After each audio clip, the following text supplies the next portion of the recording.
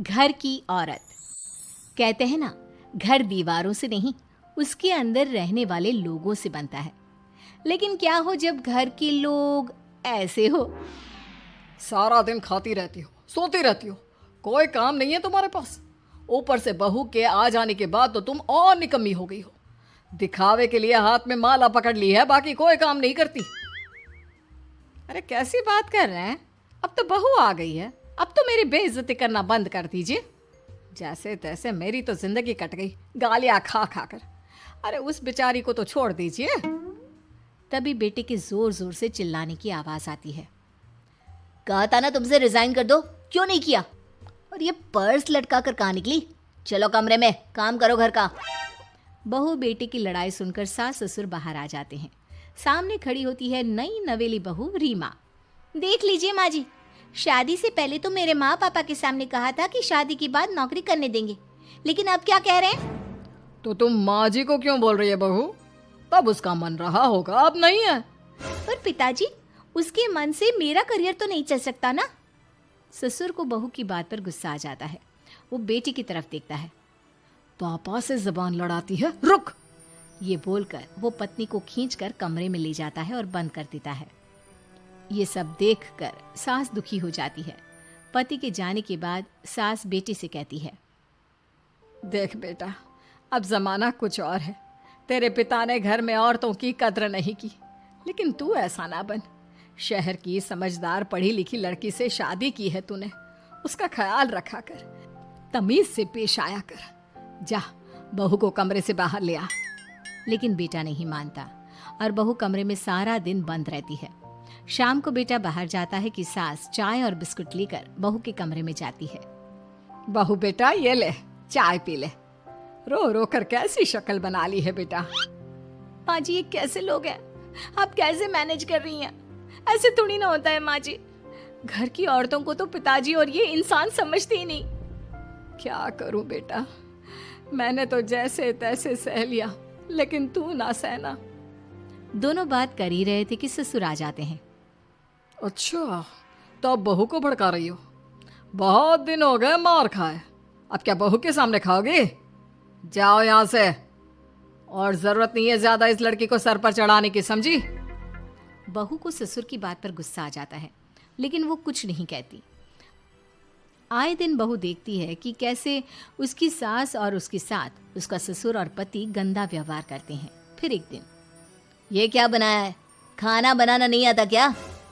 ये बोलकर वो खाने की भरी सारी थाली फेंक देता है। अरे बेटा कोई बात नहीं, शांत हो जा, मैं अभी बाहर से कुछ मंगवा देता हूँ। हाँ पापा, ऑर्डर करिए। ऐसे खाने से तो पेट भरने से रहा। वैसे खाना तुमको बनाना आता नहीं और बाहर जाकर नौकरी करना चाहती हो।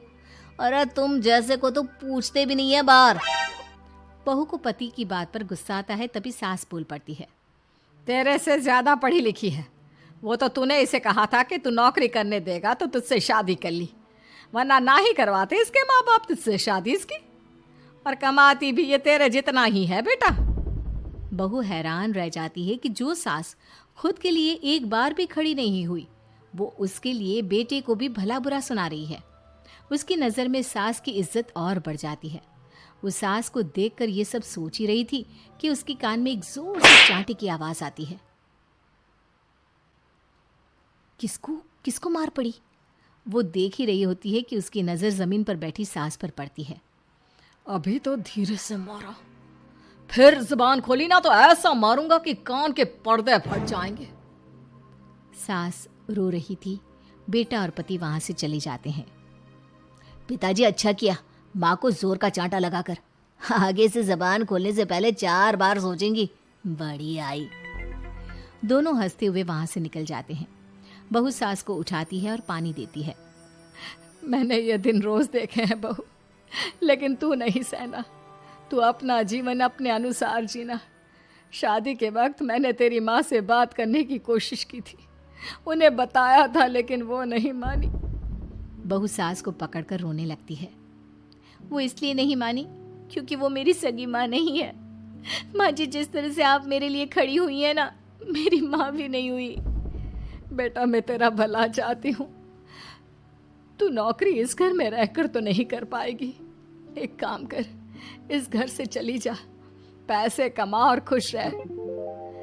माँ जी, हो सकता है कल तक मैं आपके इस फैसले को मान जाती, लेकिन आज नहीं। माँ जी, आप यहाँ इस नर्क को झेले और मैं आपको छोड़कर चली जाऊं? नहीं, कभी नहीं। अगले रोज, सुनिए, वो क्या है ना, मुझे कुछ कपड़े और गहनों की ज़रूरत है, तो ज़रा पैसे दीजिए ना। अब आप घर के मर्द हो तो पैसे तो आपसे ही मांगूंगी ना। बुरा तो नहीं लग रहा ना आपको? नहीं नहीं, बुरा क्यों लगेगा, ये लो कार्ड, कर लेना शॉपिंग। अगले रोज, बिजली का बिल आया है 10,000 का, भर दीजिएगा। इतना बिल कैसे आ गया? बेटा वो क्या है ना, सारा दिन बहू घर में रहती है तो कमरे में एसी और टीवी चलता रहता है। अब कम से कम बाहर जाए तो 4 पैसे कमा कर लाए, लेकिन हम लोगों को थोड़ी ना औरत की कमाई खानी है, वो तो मर्द ही करता है ना। पति पर्स देखता है और फिर हाँ माँ, ठीक बोल रही हो, खैर चलता हूँ, ऑफिस का वक्त हो गया है। पति ऑफिस से पिता को फोन करता है। पापा, घर के खर्चे तो बढ़ते ही जा रहे हैं, ऊपर से महंगाई आप देख रहे हैं। मैं सोच रहा हूँ क्यों ना मीना को नौकरी के लिए हाँ कर दूं, 4 पैसे ही लाएगी ना घर में। वो तो तू ठीक बोल रहा है, लेकिन ये औरत की जात, कल को 4 पैसे कमाने लगे तो यह नहीं कि सर पर चढ़कर नाचे। हाँ पिताजी, बात तो सही है, वो तो आप हैं जो माँ को मुट्ठी में रखा है, वरना मेरी वाली तो। खैर, सोचते इस बारे में। शाम को पूरा परिवार साथ बैठा होता है। वो कल पनीर की सब्जी बनानी है तो थोड़े पैसे देकर जाना। और हाँ, कीर्तन भी रखा है संडे को, उसके लिए सामान की लिस्ट बना दी है, ले आना। पापा को दे दो, वो ले आएंगे। अरे पापा कहाँ से ले आएंगे, मेरे पास नहीं है पैसे वैसे। लो, पैसे ही नहीं है? मेरे पापा की जेब तो हमेशा नोटों से भरी रहती है। बेटा, लक्ष्मी को जो पूजता है ना, उसके पास लक्ष्मी रहती है। जो घर की औरतों को मारे पीटे, वो भला कैसे लक्ष्मी का लाभ ले सकता है? वाह वाह, क्या बात है, तो जबान खुल रही है तुम्हारी। लगता है भूल गई पुरानी मार और डांट, क्या? हाँ माँ जी, शांत हो जाइए, मैं नहीं देख सकती आपको मार खाता, और फिर हो सकता है कि मैं आपको बचाने आऊँ तो ये भी मुझे मारे। ठीक है बहू, मैं कुछ नहीं कहती, तू ये लिस्ट बस दे दे, मैं चलिए आराम करने। फिर अगले रोज, सुनिए जी, वो मायके जाना है, वो क्या है ना, शादी के बाद से गई नहीं, तो ट्रेन की टिकट बुक करवा देना। तो मैं भी तो साथ जाऊंगा ना तुम्हारे। तो ठीक है, फिर फ्लाइट की ही टिकट करवा दीजिए। वो क्या है ना, अच्छा थोड़ी ना लगता है, आप पहली बार मेरे साथ जा रहे हो और हम ट्रेन से चले, ठीक है ना? पति ऑफिस जाता है, जहाँ उसका दोस्त कहता है, अरे क्या हो गया यार, परेशान सा दिख रहा है, तेरी तो नई नई शादी हुई है, भाभी परेशान कर रही है क्या? अरे नहीं यार, तू तो जानता है थोड़ी सी कमाई में घर चलाना मुश्किल हो रहा है, तू कैसे मैनेज करता है यार? कैसे क्या यार, तू जानता है ना मेरी बीवी रिया को, वो टीचर है, फिर घर में ट्यूशन करती है, साथ में बच्चे भी पढ़ लेते हैं। यार, घर नाम की गाड़ी दोनों पहियों के साथ चलने से ही चलती है, वो भी कमाती है और मैं भी, और चल रहा है घर बस। पति को दोस्त की बात समझ में आती है, लेकिन पिता का ज्ञान कैसे भूल सकता था? भाई, कल को सर पर चढ़कर नाचने लगी तो। शाम को घर आता है, जहाँ उसकी बुआ और उसका बेटा बैठे होते हैं। अरे आ गया लल्ला, कैसा थका थका सा लग रहा है, सब ठीक है ना? नमस्ते बुआ, कैसे आना हुआ? कैसा है रमेश?